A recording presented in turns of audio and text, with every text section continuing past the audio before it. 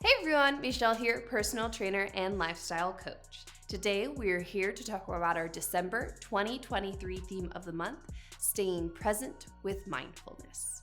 Now, the last couple of months we've been talking about the gem, focusing on our gratitude, our empathy, and now we're focusing on mindfulness.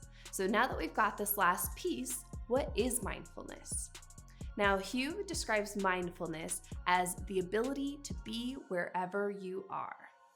So think about that for just a moment. It's really just the ability to be able to stay present, to enjoy where you are, to be able to experience the feelings that you're feeling at any given moment.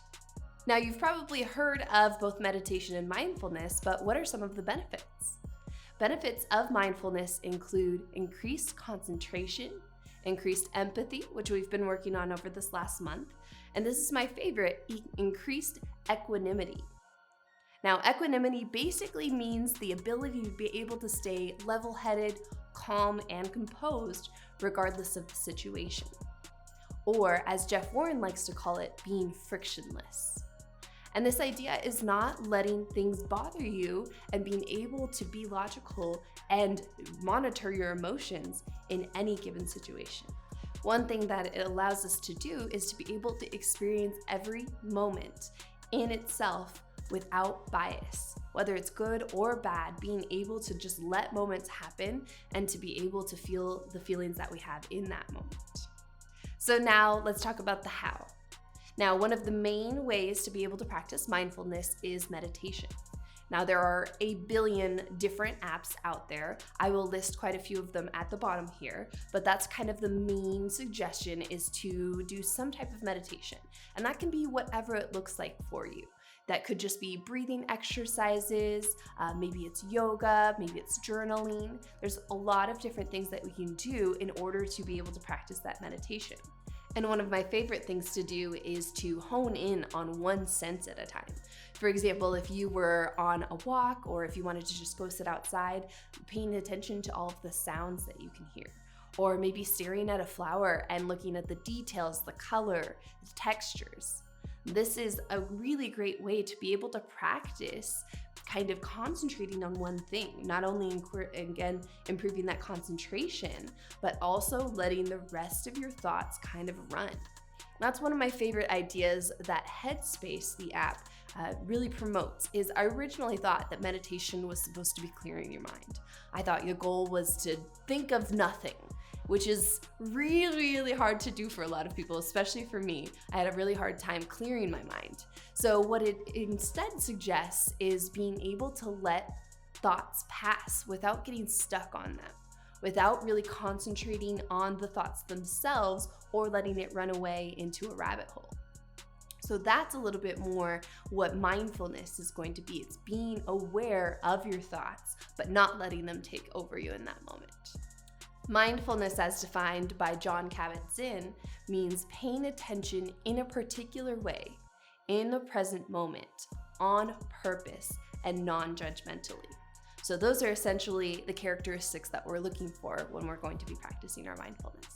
One of the other major detractions nowadays from mindfulness is this idea of dopamine chasing. It can manifest itself in habits like excessive snacking, TV binging, social media.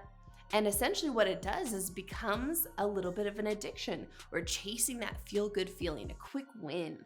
We don't want to think about something else, right? Whether that's a project you're putting off, it's boredom, loneliness, there's some type of feeling that we're trying not to experience. And so then we go chase these things that we know that are going to make us happy, even if it's temporary. And what happens is basically you build up a little bit of immunity to it, and you have to have more and more and more. So if we use this dopamine chasing too often, then we find ourselves really running away from some of the real feelings that we should be having. Now, it's okay to not always feel positive, and that's something to keep in mind as well. So what Hugh suggests is being able to analyze, why am I picking up my phone? Why am I going to my computer? Why am I chasing this dopamine so often? Is there a feeling that I'm trying to neglect or get away from? And if so, let that feeling play out. Experience it. Let it be what it is, because without the yin and yang, without the good and the bad, you're not going to be able to fully experience both. So again, this is the idea behind mindfulness, being aware of your thoughts, being aware of your emotions, and letting them play out, giving them space. So once you kind of figure out what you're doing in order to chase this dopamine, then you can start to make some changes to hopefully make that a little bit harder on yourself. Maybe you put your phone in a phone jail. Maybe you turn off notifications or delete apps that you find are addicting. There's a ton of different things that you can do, and just do what works best for you so that we can really be in this moment and be able to analyze the feelings that we're having at that time.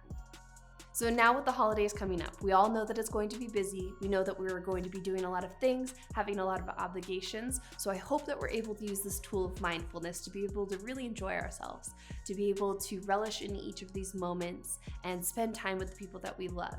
I'm so excited to see what y'all come up with, and thank you again for another amazing year, and I will see you all in 2024.